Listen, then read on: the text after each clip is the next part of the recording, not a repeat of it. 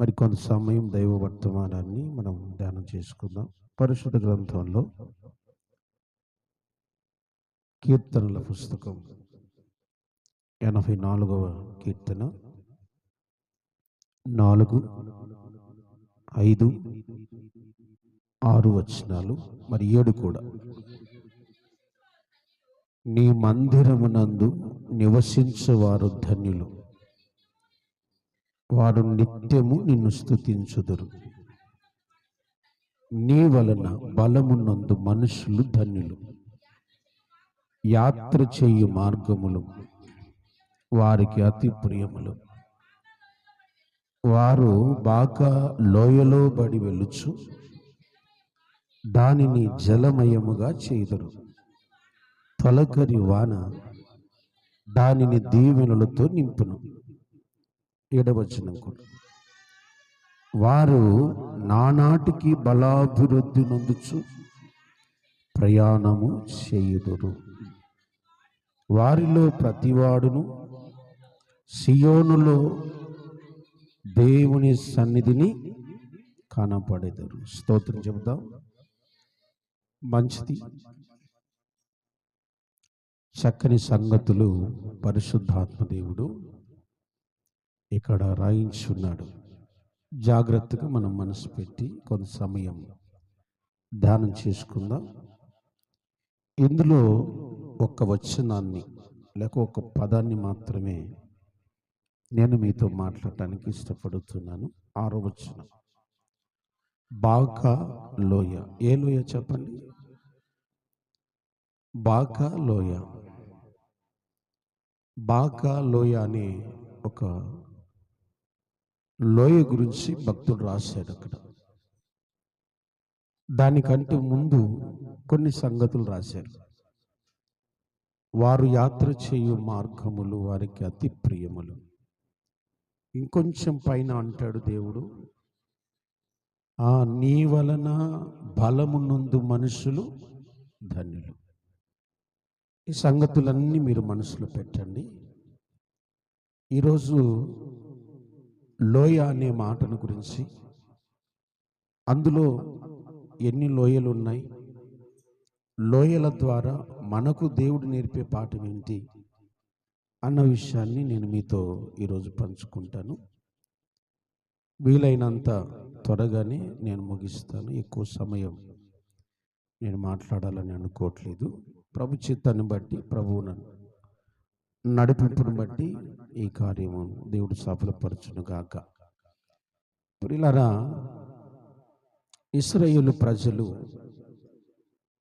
ఆయన మార్గంలో నడుస్తూ ప్రయాణం చేస్తున్నారు. అయితే ఒక లోయలోకి వచ్చారట. ఏమో లోయ అది? బాకా లోయ. మానవ జీవితంలో ఎగుడు దిగుడులు లేక ఎత్తులు పల్లాలు, లోతైన అనుభవాలు, కష్టాలు, కన్నీళ్ళు, డే అండ్ నైట్, ఇవన్నీ కూడా ప్రతి ఒక్కరిలో జరిగే విషయాలే. ఎప్పుడూ ఉన్న సంతోషం, ఎప్పుడూ సంతోషం ఉండదు, ఎప్పుడూ దుఃఖం ఉండదు. అలాగే ఎప్పుడు ఎత్తైన అనుభవం ఉండదు, ఎప్పుడు కూడా లోతైన అనుభవం కూడా ఉండదు. పగలు రేయి ఉన్నట్టుగానే, రాత్రి పగలు ఉన్నట్టుగానే కష్ట సుఖాలు కూడా సమానంగా ఉంటాయి. స్తోత్రం.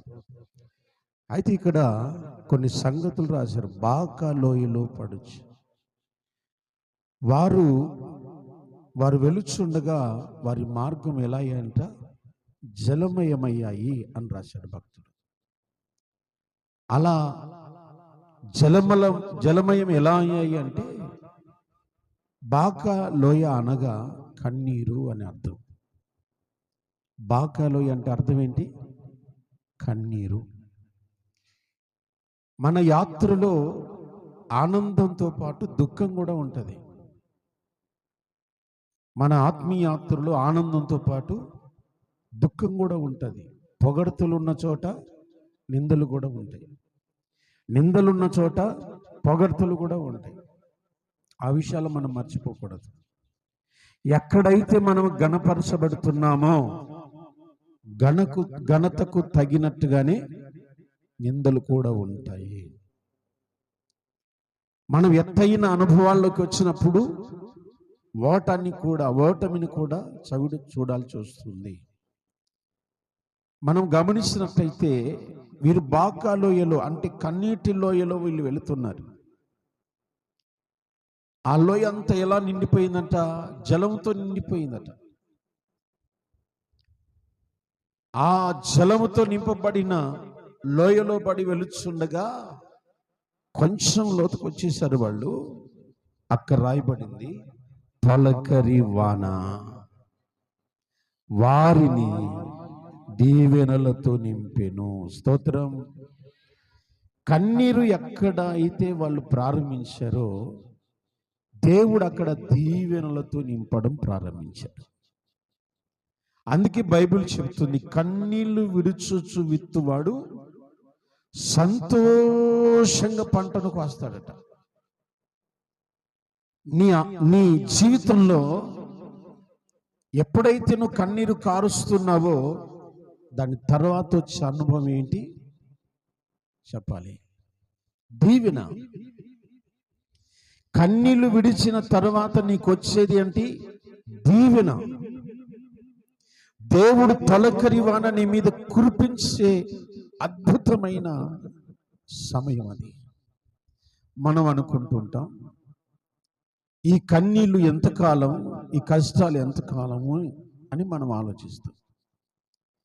కన్నీటిని తర్వాత దేవుడు దీవెనలతో నింపి ఆయన అంటున్నాడు కింది వచనాల్లో, 7వ వచనం కూడా, వారు నానాటికి అభివృద్ధి పొందొచ్చు. దేవునికి మహిమ కలుగునుగాక. నీ జీవితంలో ఎప్పుడైతే వేదన పడుతున్నావో దాన్ని బట్టి నువ్వు కృంగిపోవద్దు. నిందించబడుతున్నావో నువ్వు కృంగిపోవద్దు.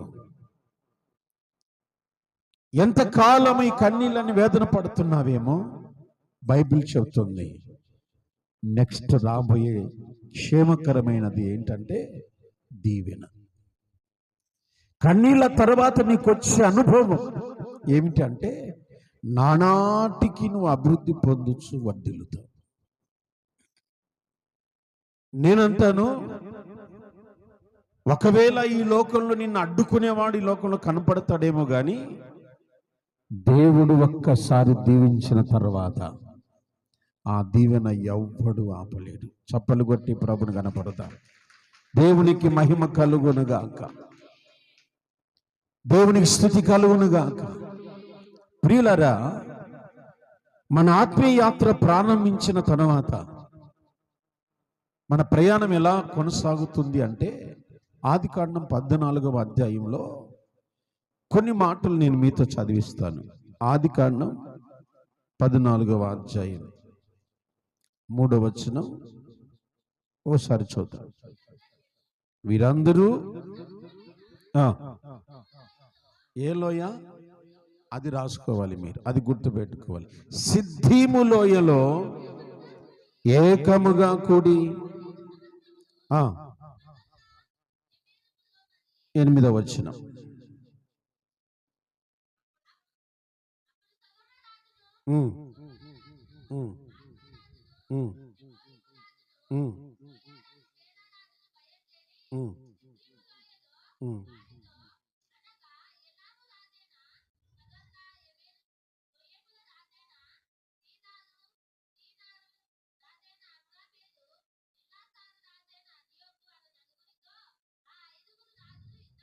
పదవ వచనం,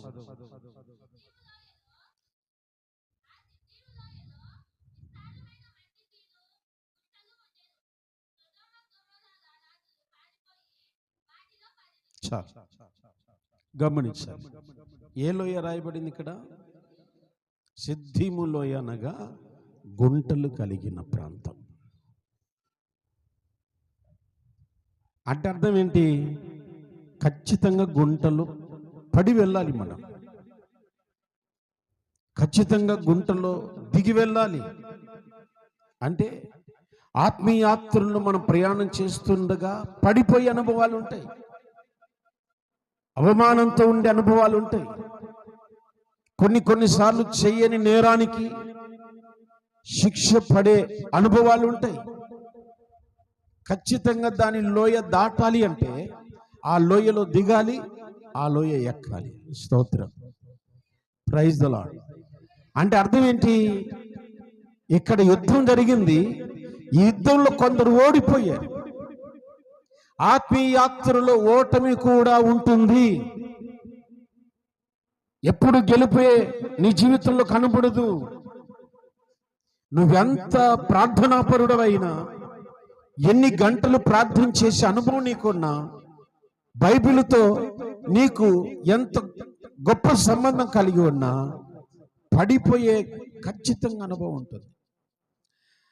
ఆ అనుభవాన్ని గురించి భక్తుడైన దావీదు అంటాడు, యవ్వనులు తప్పక చెప్పాలి ఖచ్చితంగా తోటిల్లుతారు. తప్పక అంటే అర్థం ఏంటి? ఏదో ఒక విషయంలో చూపు ద్వారాను, ప్రవర్తన ద్వారాను, మాట ద్వారాను, వెనికిడి ద్వారాను, క్రియల ద్వారాను, ఆలోచనల ద్వారాను తప్పక తొట్టిల్లుతారు. నీ జీవితంలో ఎప్పుడు సంతోషాన్ని చూడాలని నువ్వు ఆశపడతావు, కానీ అది అసంభవం. అయితే నువ్వు పడిపోతావు. పడిపోతే లేపటానికి నీకు ఒకరు కావాలి. స్తోత్రం కలుగును గాక. Praise the Lord. చూద్దామండి. పడిపోయినప్పుడు మనం లేపటానికి 14వ అధ్యాయంలోనే ఒక అద్భుతమైన సన్నివేశం. 17వ వచనాన్ని చదువుదాం. అతడు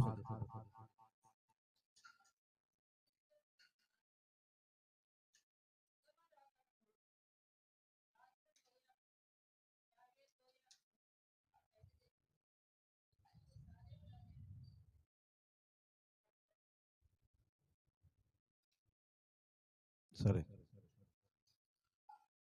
స్తోత్రం. షావే లోయ. చెప్పండి, సావు కాదు, షావే లోయ. అక్కడ ఒక అనుభవం ఉంది. ఏంటది? మెల్కీసెదెకు అనే ఒక రాజు అక్కడికి రావడం జరిగింది. స్తోత్రం చెప్పండి. అక్కడ అనుభవం ఏంటి? ఓడిపోయిన లేక పడిపోయిన వారందరినీ బలపరిచే ఒక అద్భుతమైన లోయ. స్తోత్రం, దేవునికి మహిమ కలుగును గాక. పడిపోయిన వారు ఎవరు? ఇందాక 12-10 వచనంలో చదువుకున్నాం. చెడిపోయిన వాళ్ళు ఎవరు? ఓడిపోయిన వాళ్ళు ఎవరు? వారిని గెలిపించిన ప్రాంతం ఏంటి? వారిని జయించిన ప్రాంతం ఏంటి? వారి గెలుపుకు కారణమైన ప్రాంతం ఏంటంటే షావే లోయ. ఈరోజు నీ జీవితంలో ఇలాగే నువ్వు ప్రయాణం అవుతున్నావు. కొన్ని లోయలు నీకు ఎదురవుతాయి. ఆ లోయలో నువ్వు పడిపోతావు. పడకూడదు అనుకుంటావు, పడిపోతావు. చెడిపోకూడదు అనుకుంటావు, చెడిపోతావు. మోసపోకూడదు అనుకుంటావు, మోసపడుతావు. ఇలాగున అనేక చోట్ల ఓటమి పాలై దిగులు పడుతుంటే, అయితే అలాగే నువ్వు ఆగిపోకూడదు సుమా. అక్కడే ఆగిపోకూడదు, సాగిపోతూనే ఉండాలి. స్తోత్రం. ఎక్కడి వరకు? షావే లోయ వరకు సాగాలి. ఆ లోయ వరకు నువ్వు చేరగలిగితే నీకు అక్కడ అద్భుతమైన అనుభవం ఎదురవుతుంది. స్తోత్రం కలుగును గాక. Praise the Lord. దావీదు, అబ్రహాము అక్కడ ఏం చేశాడో మీరు గమనిస్తే అద్భుతమైన సందర్భాన్ని మనం చదువుతారా? ఆమేన్, ఆమేన్. చెప్పండి. ఓడిపోయిన వారిని ఆశీర్వదించే స్థలం అది. ఓడిపోయిన వారిని ఆశీర్వదించే స్థలం. షావే లోయలోకి నువ్వు రావాలి. ఆ గమ్యను చేరగలిగితే, కొంతమంది అంటుంటారు, ఒక్క 2 నిమిషాల్లో నువ్వు హాస్పిటల్కి వచ్చి ఉంటే ప్రాణాన్ని దక్కించుకునేవాడు, నీ బిడ్డ ప్రాణాన్ని కాపాడుకునేవాడు. 2 నిమిషాలు ఆలస్యమైంటే నీ బిడ్డ ప్రాణం పోయేది అని చెప్తుంటారు కొన్నిసార్లు. అక్కడి దాకా వెళ్ళే అనుభవం మనకు కావాలి. ఎక్కడి దాకా? షావేలోయ దగ్గరికి వెళ్ళే అనుభవం నీకు రావాలి. స్తోత్రం. అక్కడ నీకు ఆశీర్వాదం ఉంది, అక్కడ నీకు దీవెన దాచబడి ఉంది. ఆ షావేలోయలో గొప్ప అనుభవాలు నీకున్నాయి, ఒక మంచి తీర్మానం ఉంది. బైబిల్లో మనం చదివితే అబ్రహాము అప్పటి వరకు ఒక రాజు వేసిన భిక్షంతో బ్రతికాడు. మీరు కావాలంటే తర్వాత చదువుకోండి. అబ్రహాము భార్య అయిన శారాని ఒక రాజు తీసుకెళ్ళి ఇంట్లో పెట్టుకుంటే శారాయిని బట్టి ఆ రాజు గొర్రెలను, గొడ్లను, దాసదాసీలను శారాయిని బట్టి కానుకగా ఇస్తారు. ఆ తర్వాత 14వ అధ్యాయంలో మనం చదివితే షావేలోయకు వచ్చిన తర్వాత అబ్రహాము చరిత్ర మారిపోయింది. ఏంటా చరిత్ర? ప్రియులరా, కింది వచనాలు మనం చదివితే, నేను అబ్రహామును ధనవంతుణ్ణి చేసి తిని అని నువ్వెవడితో చెప్పకున్నట్లు నీది నూలు పోగైనను చెప్పుల వారైనను ఏది నాకు అక్కర్లేదు. స్తోత్రం చెప్పండి. Praise the lord, praise the Lord. అంటే అర్థం ఏంటి? అక్కడ ఎందుకని లేదన్నమాట ఆ రాజు దగ్గర. మనం చదువుదాం క్లారిటీ కోసం. అనుమానం వద్దు. ఇక్కడ ఆదికాండం 13వ అధ్యాయం. అనుమానం పెనుభూతమని పెద్దలు చెప్తుంటారు కదా. సరే, 12వ అధ్యాయములోనే 16వ వచనం చదువుదాం. అతడు ఆమెను బట్టి అబ్రామునకు మేలు చేసెను, అందువలన ఎవరికి? అబ్రహాముకు గొర్రెలు, గొడ్లు, మగగాడిదలు, దాసులు, పనికత్తెలు, ఆడిగాడిదలు, వంటలు ఇయ్యబడెను. మరి ఎందుకు అబ్రహాం అనలేదు ఇక్కడ? నాకు వద్దని చెప్పలేదే. ఎందుకు చెప్పలేదు? షావేలోయలోకి వెళ్ళలేదు, ఇక ఆ అనుభవాల్లోకి వెళ్ళలేదు.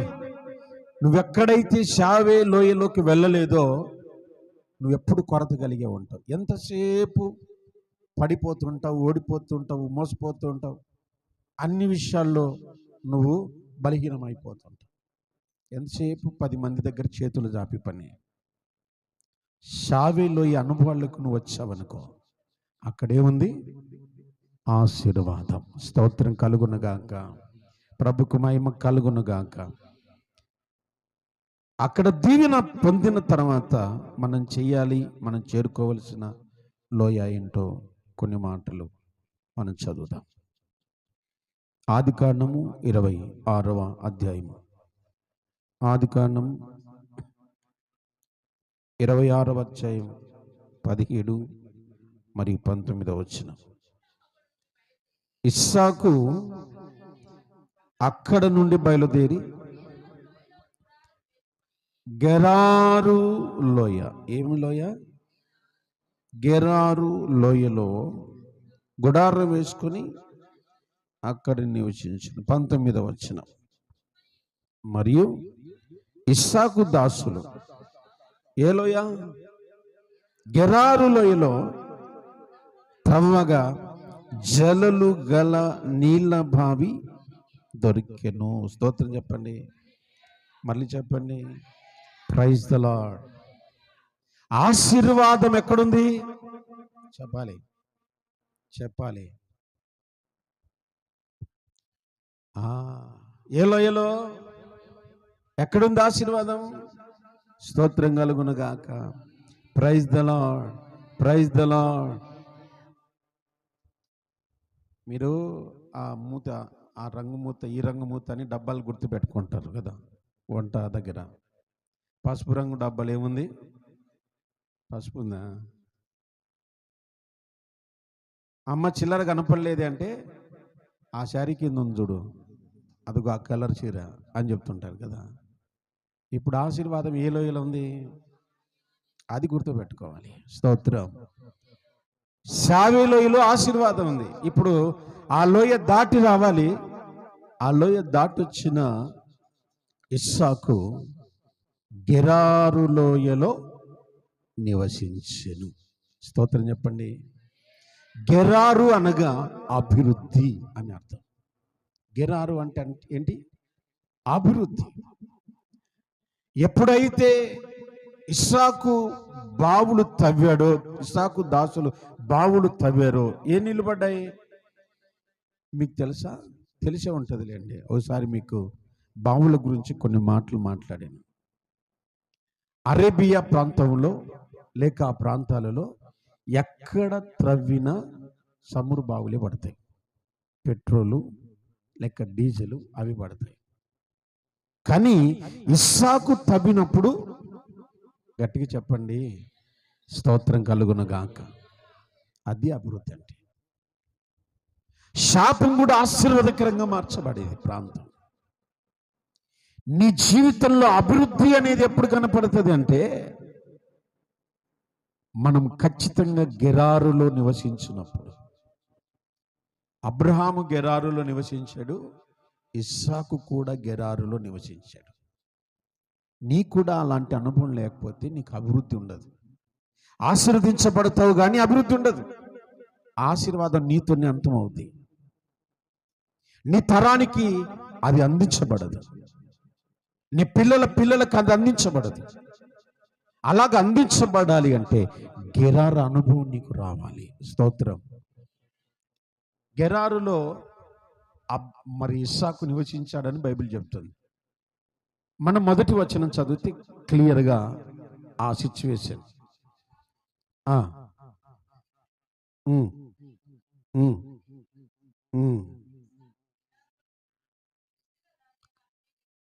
చాలు గమనించాలి. గెరారులో ఉన్నప్పుడు ఏమొచ్చింది? కరువు వచ్చింది. నేను మరలా చెప్తున్నా, మన జీవితంలో కష్టాలు సుఖాలు కామన్. ఆమేన్. అందరికీ ఉంటాయి. తెల్ల బట్టలు వేసుకున్న నాకు ఉంటాయి, కలర్ బట్టలు వేసుకున్న మీకు కూడా ఉంటాయి. స్తోత్రం. ఉంటాయి ఉండవా? ప్రతి ఒక్కరి అనుభవాల్లో ఉంటాయి.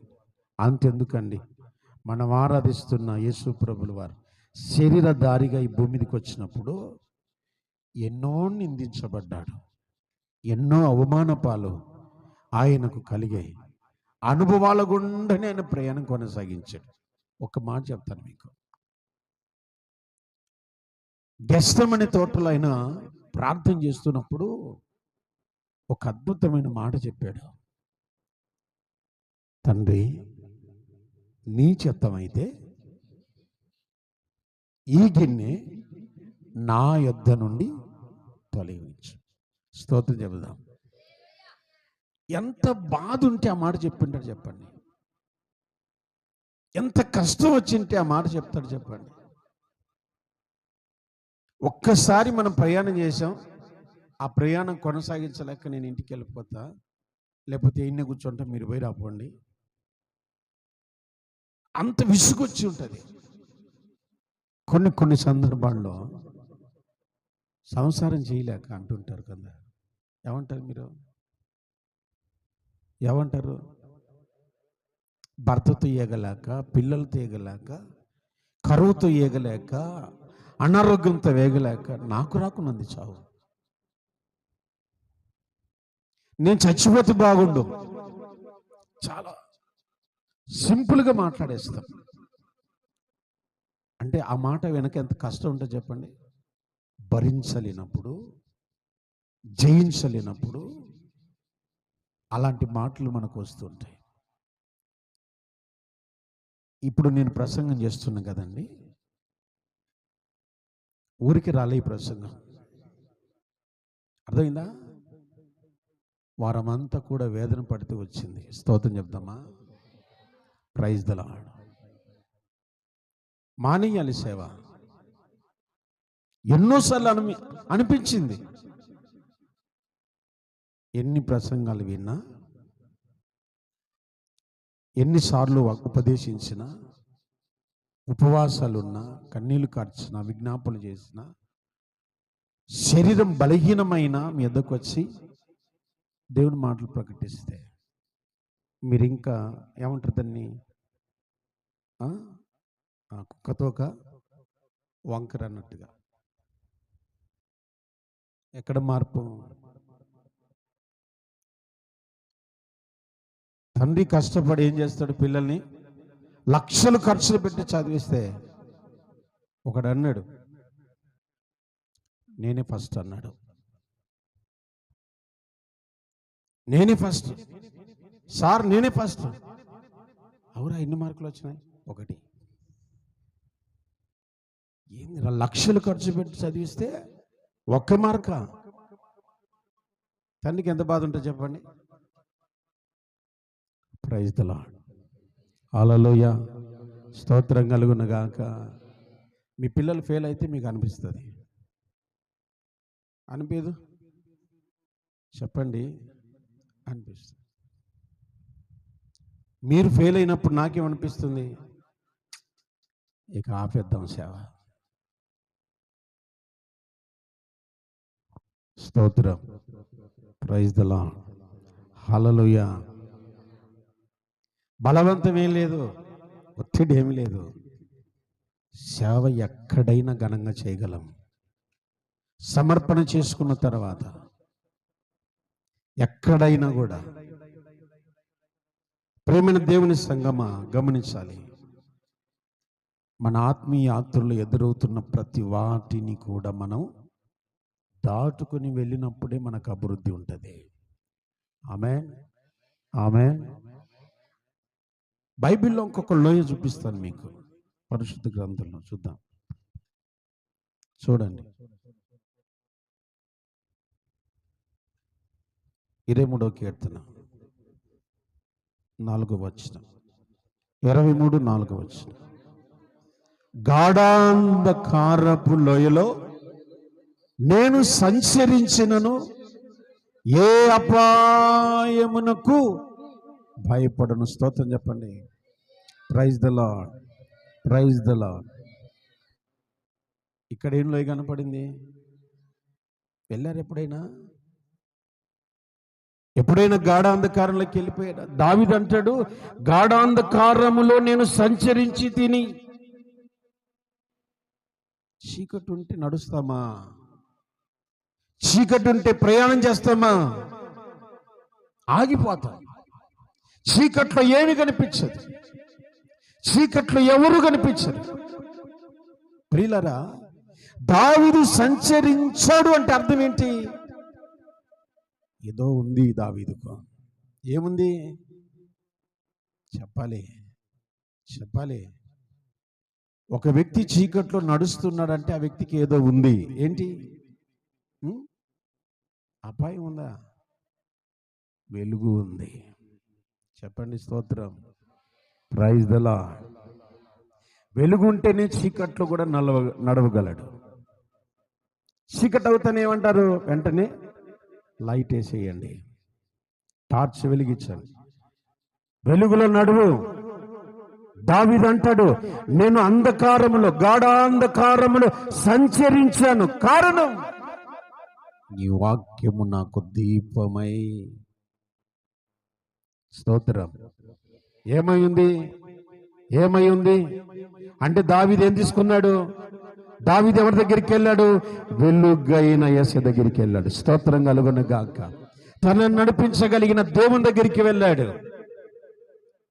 నీ కూడా కష్టాలు వచ్చినప్పుడు, వేదన వచ్చినప్పుడు, నిందలు వచ్చినప్పుడు, అవమానాలు కలిగినప్పుడు ఎటు వెళ్ళాలో అర్థం కాదు, ఎవరి దగ్గరికి వెళ్ళాలో అర్థం కాదు, ఏం మాట్లాడాలో అర్థం కాదు. అంధకారం. నీకు సహాయం అందించే వాళ్ళందరూ కూడా స్విచ్ ఆఫ్. నీకు చేయూతనిచ్చే వాళ్ళందరూ కూడా స్విచ్ ఆఫ్. ఎవరు నీకు పలకరు. కొన్ని సందర్భాల్లో మన అనుకున్న వాళ్ళే మనల్ని చేయి వదిలేస్తారు.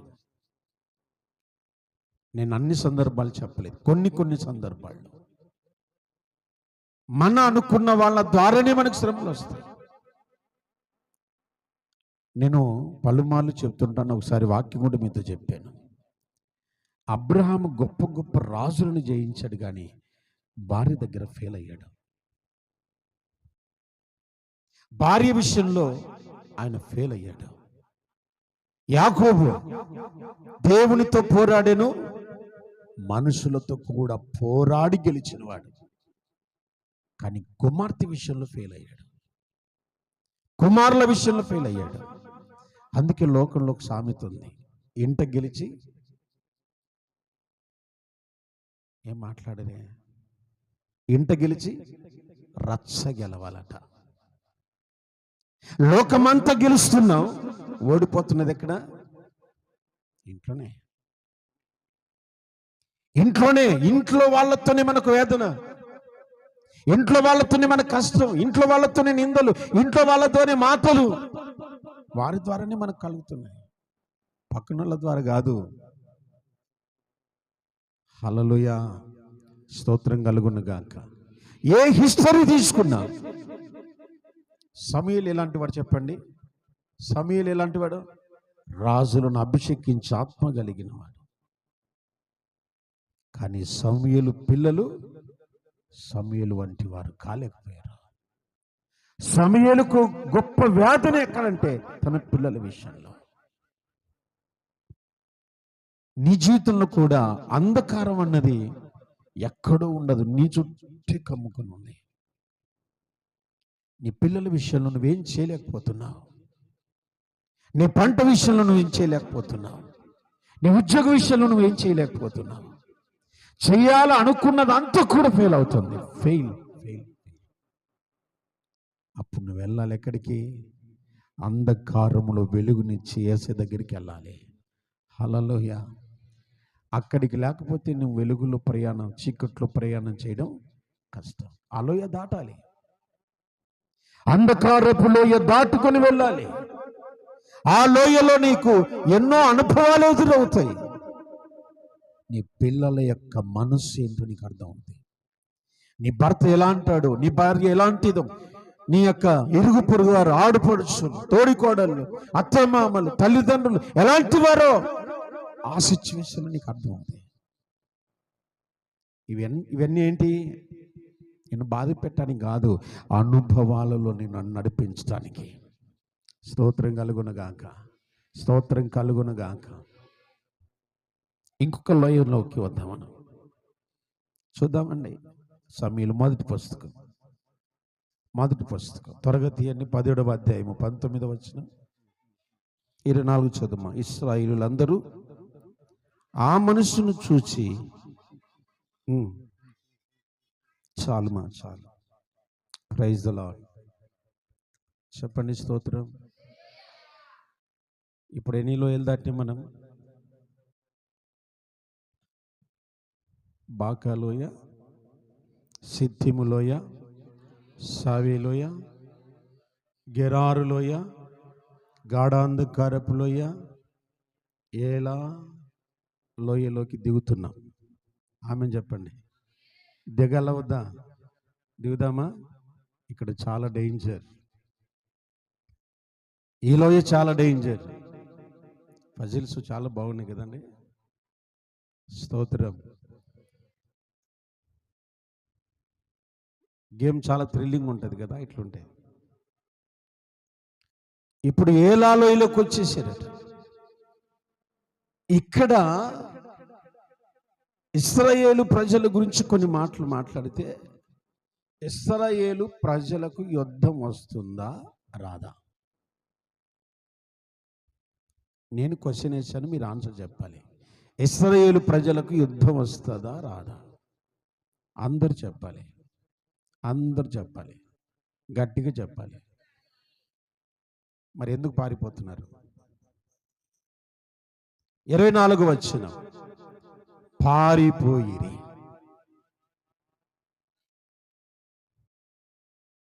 యుద్ధం వస్తే పారిపోతారా? వస్తుందనా రాదనా? వాస్తవానికి ఇశ్రాయేలు ప్రజలకు యుద్ధం రాదు. స్తోత్రం చెప్పండి, హల్లెలూయా. ఎందుకంటే వారు దేవుని చేత నడిపించబడుతున్న ప్రజలు. గత వారంలో మీతో చెప్పాను, దేవుడే వారి పక్షాన యుద్ధం చేశాడు, చేస్తూ వచ్చాడు. కానీ వాళ్ళకైతే యుద్ధం రాదు. సౌలు కాలములోకి వచ్చేసరికి కొంచెం యుద్ధం గురించి ఆలోచన వచ్చింది వారికి. ప్రియమైన దేవుని సంగమా, వారు యుద్ధము చెయ్యగలరు కానీ ఇక్కడ ఒక చిన్న మిస్టేక్ జరిగింది. కారణం భయం పుట్టింది. ఏం పుట్టింది? హల్లెలూయా. చేస్తానో చేయలేనో, ఆమ్లెట్ వేస్తానో వేయలేను అంటే వేయలేవు అంతే. ఇంకా హల్లెలూయా. భయము మొలిచింది అనుకోండి, భయం స్టార్ట్ అయింది అనుకోండి, ఇక బండి ముందుకు నడవదు. భయం అవుతుంది, ఇక ముందుకు సాగదు. డ్రైవింగ్ చేసే వ్యక్తి భయపడ్డాడు అనుకోండి, ఎట్లా పోతుంది బైకు? ఏమో, దాని రూటే వేరుంటుంది. ఇప్పుడు అవునా కదా? భయపడేవాడు యుద్ధము చేయలేడు, కానీ ఇక్కడ యుద్ధం చేయాలి.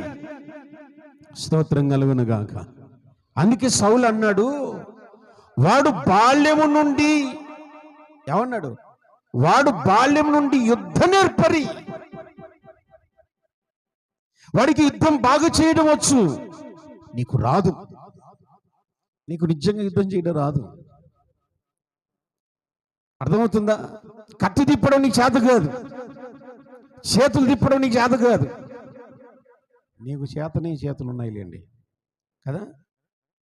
ఇట్లా ఇట్లా దుమ్మెత్తి పోసేది ఇట్లా అనేది. ఏమంటారు ఇట్లా అంటే?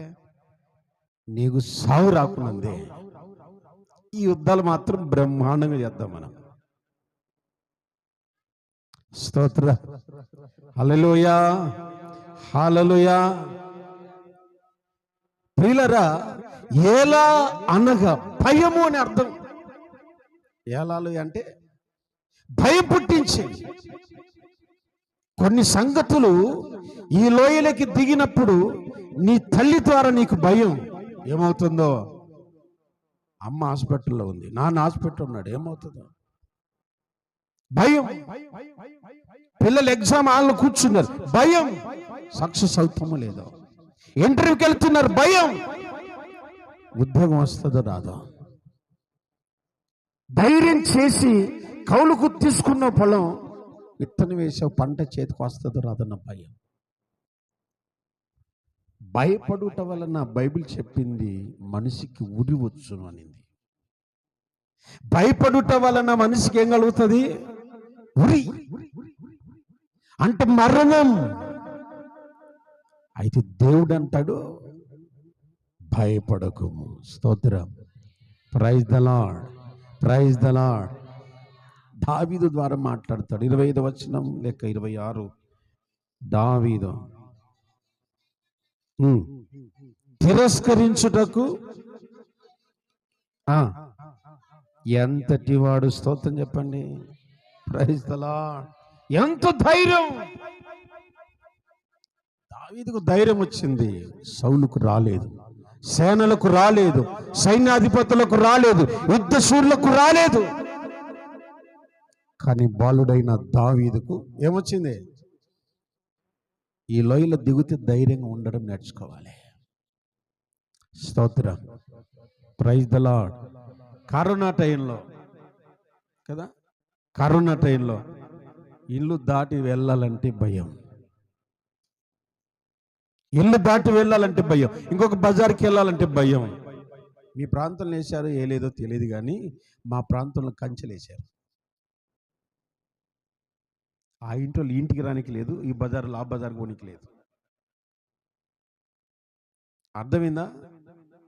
ఎందుకంటే మీకు వచ్చిన కరోనా మా ఏరియాకి వస్తుందేమో. కొంతమంది కరోనా సోకి ఎక్కడ, ఏమంటారు దాన్ని, క్వారంటైన్ ఎన్నేళ్ళు 14 ఏళ్ళు జైలు శిక్ష అనుభవించారు. ఏళ్ళైనా రోజుల ఏళ్లతో సమానమే. చావు బ్రతుకుల మధ్య కొట్టుమిట్లాడారు.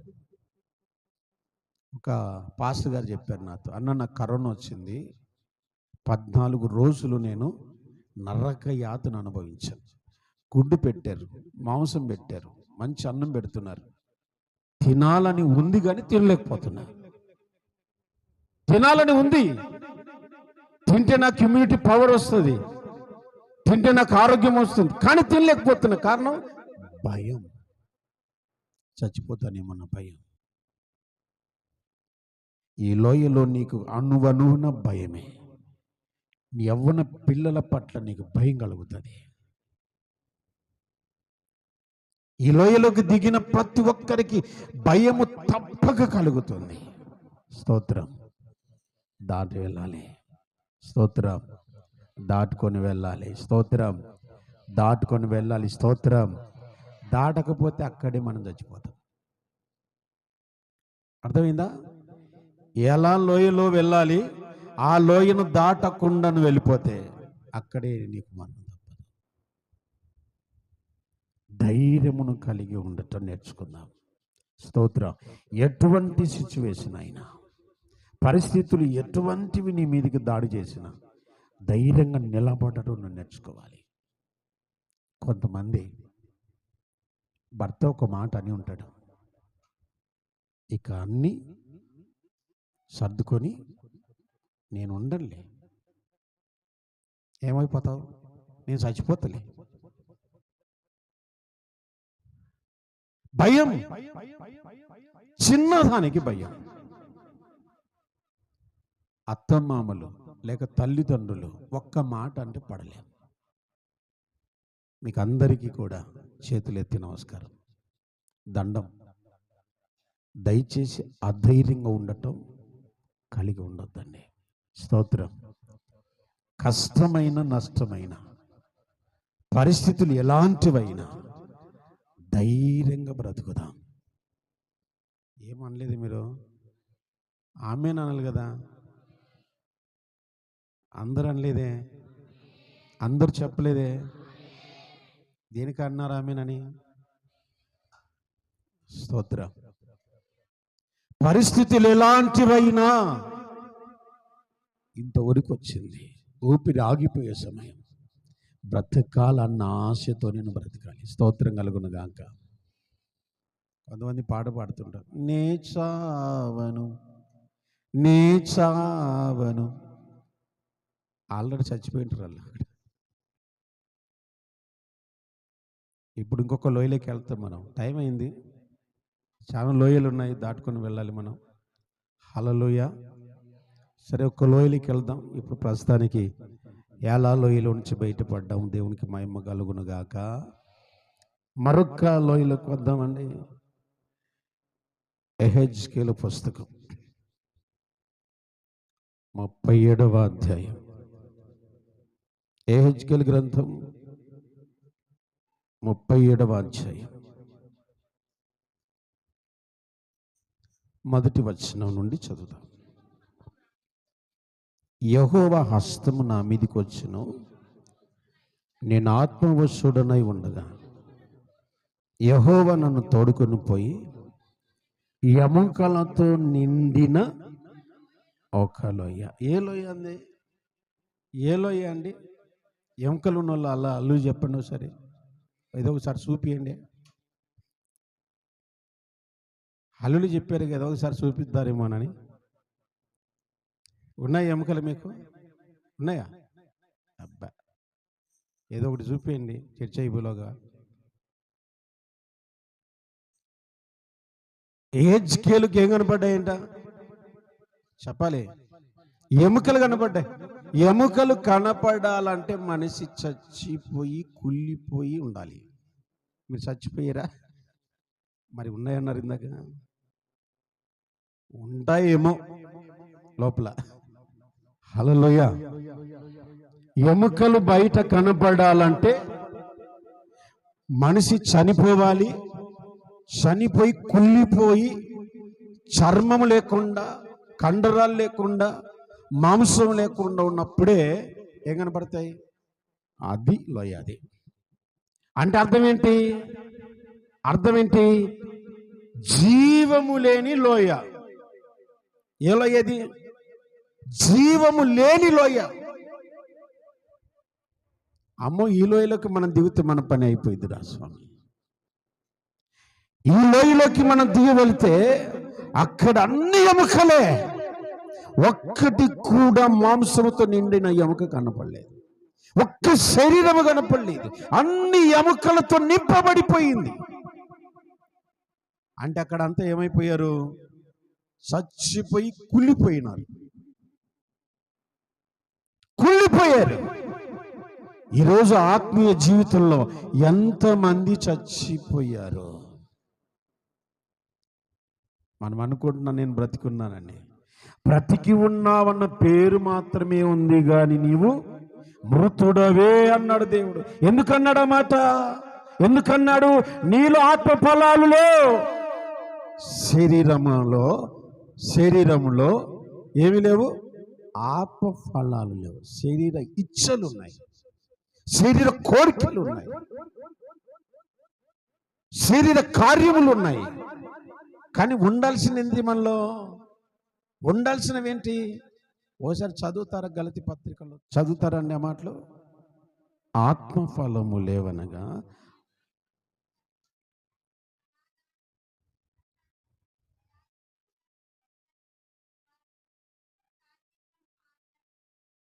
ఎన్నున్నాయి? స్తోత్రం చెప్పండి గట్టిగా, మళ్ళా చెప్పండి. మొదటిది ఏంటి? ఆన్ని ఫెయిల్ అయ్యాం మనం. ఎక్కడ ఫెయిల్ అయ్యాం చెప్పండి? ఓసారి ప్రేమతో పక్కన వాళ్ళని పలకరియండి చూద్దాం. పలకరించండి. ఏమని చెప్పారు? ఎవరు పలకరియాలి చూశారు? మీ దగ్గర లేదని అర్థం. అంటే అర్థం ఏంటి? చచ్చిపోయారు మీరంతా. పలకరించండి ఒకసారి చూద్దాం. ప్రేమ అంటే అదే ప్రేమ అంటే. ఐ లవ్ యూ అని చెప్పండి. అదే కదా ప్రేమ అనేది. అవునా? అదే కదా ప్రేమ అంటే. బ్రదర్, ఐ లవ్ యూ అంటే కదా ప్రేమ. స్తోత్రం, ప్రైజ్ ది లార్డ్. మీ పక్కన వాళ్ళకి చెప్పండి, పక్కన వాళ్ళకి చెప్పండి. దొంగ ప్రేమలు, అన్ని దొంగ ప్రేమలు ఇవల్ల. స్తోత్రం కలుగును గాక. ఇక్కడే మనం ఫెయిల్ అయ్యాం. ఇక్కడే నేనంటాను, నీ ఇంటిలో నీకు ప్రేమ లేదు, నీ మీద నీకు ప్రేమ లేదు, నీ మీద నీకే ప్రేమ లేదు. ఎందుకన్నాను తెలుసా అన్నమాట? నాది ఒక బ్రతికేనా, నాది ఒక జన్మేనా, నీ ఇంటిని అనుకుంటా, ఇదొక ఇల్లేనా, ఇదొక కొంపేనా, మీరింతకు తల్లిదండ్రులేనా? ఇవన్నీ మనం మాట్లాడతాం కదండి. ప్రేమ లేకపోవటం అంటుంది. అంటే మనం ఏమైపోయాం? చచ్చిపోయి కుళ్ళిపోయిన వారం మనం. హల్లెలూయా. మనల్ని ఎవడు బ్రతికేయాలి ఇప్పుడు? ఎవరు బ్రతికేయాలి? ఆయన మాట విని సావం కదా మనం విని సావం కదా. జీవము కలిగిన శరీరమున్నా, వినగలిగిన చెవులున్నా, చూడగలిగిన కనులున్నా, చదవగలిగిన మనస్సున్నా విని సావం కదా. వింటే ఆయన ఎందుకంటాడు ఆకాశము ఆలకించుమని? మనం వినలేదు కాబట్టి దేవుడు అంటున్నాడు ఆకాశమా ఆలకించుము భూమి. ఎందుకు?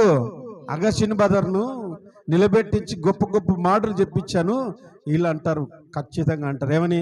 మాకేం ప్రసంగం చెప్పాలంటారు వీళ్ళు. ఒకరోజు అసలు మాకు చెప్పిన ప్రసంగమే అర్థం కాలేదంటారు. అందుకే మనసు లేరు నాయన ఇల్లు. అందుకే సీసీ కెమెరాలు రికార్డ్ చేసి పెట్టన్నాడు దేవుడు. ఏంటి సీసీ కెమెరాలు ఉన్నాయి మన చర్చిలో? సీసీ కెమెరాలు లేవా? భూమి ఆకాశమే ఒక సీసీ పెద్ద కెమెరా. స్తోత్రం. ఎవడు తప్పించుకోలేడు. ఇప్పుడు ఇక్కడ కనిపించే సీసీ కెమెరాలైనా ఫెయిల్ అవుతాయేమో కానీ దేవుడు పెట్టిన సీసీ కెమెరాలు ఫెయిల్ కావు. Praise the Lord. ఎక్కడ ఉన్నా నువ్వు రికార్డ్ అయిపోయి ఉంటావు, ఎక్కడ దాక్కున్నా రికార్డ్ అయిపోతావు. ప్రతిదీ నోటెడ్ విత్ కలర్లో. ఆ రోజు నువ్వు ఏ డ్రెస్ వేసుకున్నావో, ఆ రోజు నువ్వు ఎక్కడికి నడిచావో, ప్రతిది కూడా క్లియర్గా 70mm పిక్చర్లో చూపిస్తారు దేవుడు.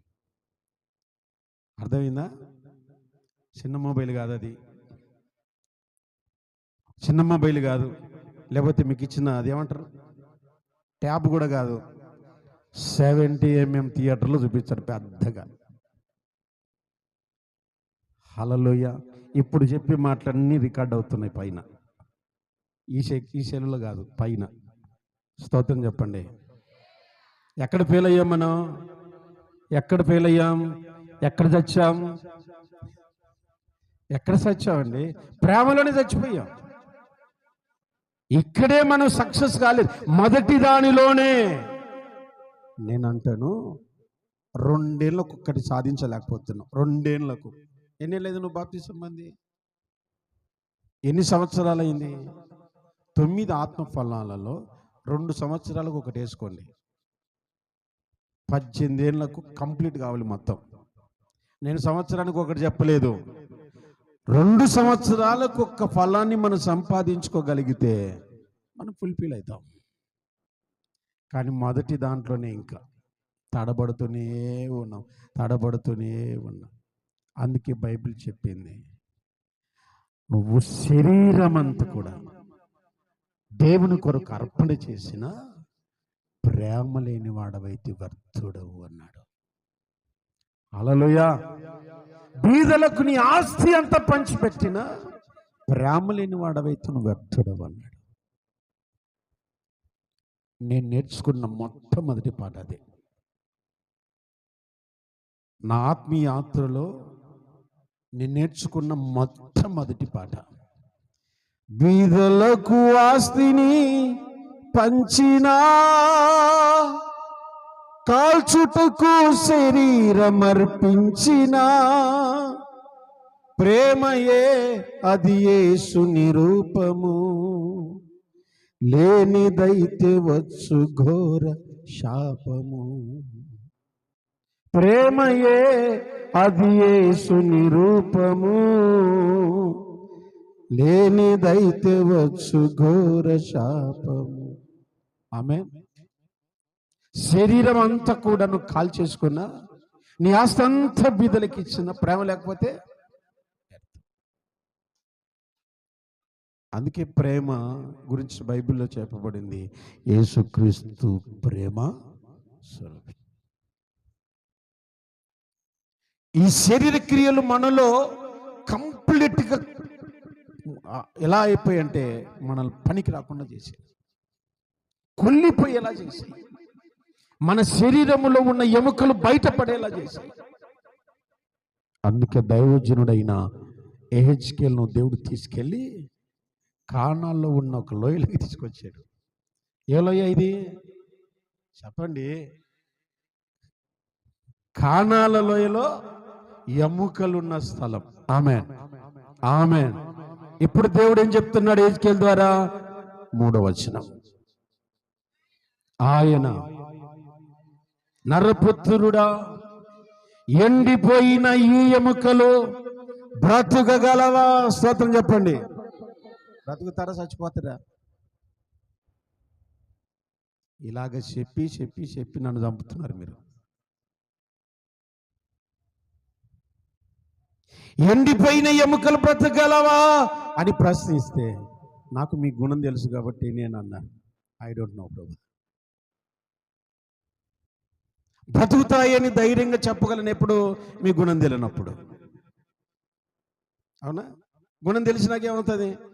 ఇలా అంటారు కానీ మళ్ళీ నామల కుక్క తోకరా వంకరి ప్రభు. నాకు తెలుసు కాబట్టి, నాకు తెలుసు నాయన ఇలా సంగతి, ఏమన్నా చేసుకో ప్రభు. యెహెజ్కేలు అదే అన్నాడు, నాకు తెలియదు, నీకే తెలియను ప్రభువా. చదువుదాం.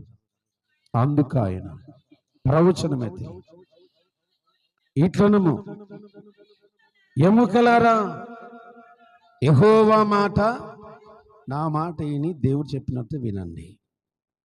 స్తోత్రం, స్తోత్రం. ఎవరు చెప్పినట్టు వినాలి? దేవుని మాట తప్పక మీరు వినండి. వింటే ఏమవుతారు? బ్రతుకుదురు. స్తోత్రం, స్తోత్రం. వింటే ఏమవుతారు? వింటేమవుతారు? చచ్చినా మనం బ్రతికిపోతాం. ఎండిపోయిన ఎముకలు మనం మాట్లాడుకుంటే వింటాయా? చెప్పండి, మనం మాట్లాడుకుందాం. ఎండిపోయిన ఎముకలు వింటాయా? మరి దేవుడు ఎందుకు అలా చెప్పాడు? అంటే వాళ్ళు బ్రతికే ఉన్నారు, ఆత్మీయంగా చచ్చిపోయారు. ఆత్మీయంగా చచ్చిపోయారు. ప్రేమ లేదు, దీర్ఘశాంతం లేదు, ఓర్పు లేదు, సహనము లేదు, నెమ్మది లేదు, సమాధానము లేదు. అన్ని విషయాల్లో చచ్చిపోయారు. పైకి మాత్రం వందనాలండి, అమ్మ వందనాలు, అయ్య వందనాలు. పైకి లోపలేముంది? లోపలేముంది? విషం. లోపలేముంది? ద్వేషం. లోపలేముంది? కుళ్ళు కుతంత్రాలు ఉన్నాయి. మీరు ఎండిపోయిన ఎముకలుగా ఉంటే, ఎండిపోయిన ఎముకలనైనా దేవుడు బ్రతికించగలడేమో కానీ ఈ రీతిగా చచ్చిపోయిన వారిని ఎవరు బ్రతికించలేరు. అందుకే ఉంటుంటారు కొంతమంది, నిద్రించేవాడిని లేపొచ్చు, మేలుకున్నవాడిని లేపొచ్చు, నిద్రపోతున్నట్టు నటించేవాడిని మాత్రం లేపడం కష్టం అండి. హల్లెలూయా, హల్లెలూయా. అవునా కదా? నటించేవాడిని ఎవరు లేపలేము, నటించేవాడిని ఎవరు బాగు చేయలేము, నటించేవాడిని ఎవరు చక్కబెట్టలేరు. అంటే అర్థం ఏంటి? చేయాల్సిన చోట పాపం చేస్తాడు, ఇక్కడికి వచ్చి ఏం చేస్తాడు? ప్రార్థన చేస్తాడు. ఇక్కడికి వచ్చి ప్రార్థన చేస్తాడు. అమ్మో చాలా భక్తిపరుడే అనుకుంటాం, బయటికి వెళ్తే అవతారం బయటపడుద్ది. ఈ రోజున బ్రతకాలి అంటే దేవుని మాట వినాలి. స్తోత్రం. ఇది అస్సలైన లోయ. ఇంకా 2 లోయలు ఉన్నాయి, నేను దాటుకొని వెళ్తున్న టైం అయింది కనుక ఈ లోయలో నుంచి నువ్వు బయటపడాలంటే దేవుడు చెప్పినట్టుగా నువ్వు ఎప్పుడైతే వింటావో తిరిగి లెక్కింప సఖ్యము కానీ సైన్యంగా దేవుడు నిన్ను చేయబోతున్నాడు. చప్పలు కొట్టి ప్రభుని కనపడతా. స్తోత్రం కలుగునగాక, స్తోత్రం కలుగునగాక. నిన్ను ఒక ఉన్నతమైన స్థితిలో ఉంచాలి అంటే నువ్వు దేవుని మాట వినాలి. ఇక్కడ నువ్వు చేయాల్సిందంతా ఒకటే, ఆయన చెప్పినట్టుగా వింటేనే నువ్వు బ్రతుకుతావు. Praise the lord, praise the lord. నేను దీవించబడ్డాను, నేను అభివృద్ధి పొందాను, ఇంకొకటి చేశాను, ఇంకొకటి, లైఫ్ నీకు సక్సెస్ అయింది, పర్వాలేదు. ఈ లోయలో గుండా వెళ్ళాల్సి వస్తుంది. చదువురాని ఒక వ్యక్తి ఇక్కడ వచ్చి నిలబడి వాక్యం చెప్తుంటే బీటెక్ చేసిన వినడానికి నీకు మనసు రాదు. ఎందుకో అప్పర్లు అనిపిస్తుంది. చిన్న కుర్రాడు సేవకు వచ్చి బైబిల్ పట్టుకొని సేవలో వాక్యం అందిస్తుంటే నీకు అనిపిస్తుంది ఆఫ్టర్ చిన్న పిల్లోడు అనుకుంటా. కానీ ఇక్కడ నిలబడి చెప్తున్న ప్రతి మాట వినగలిగిన వాడు మాత్రమే ఏ టెక్కైనా ఇంకొక టెక్కైనా బ్రతుకుతాడు. స్తోత్రం. లేదు నేను వినను, నాకు అనుభవాలు ఉన్నాయి, ఎప్పటి నుంచో నేను క్రీస్తుతో సంబంధం కలిగి ఉన్నానంటే ఖచ్చితంగా నువ్వు చచ్చిన లోయలో పడిపోతావు. అర్థమైందా? Praise the lord.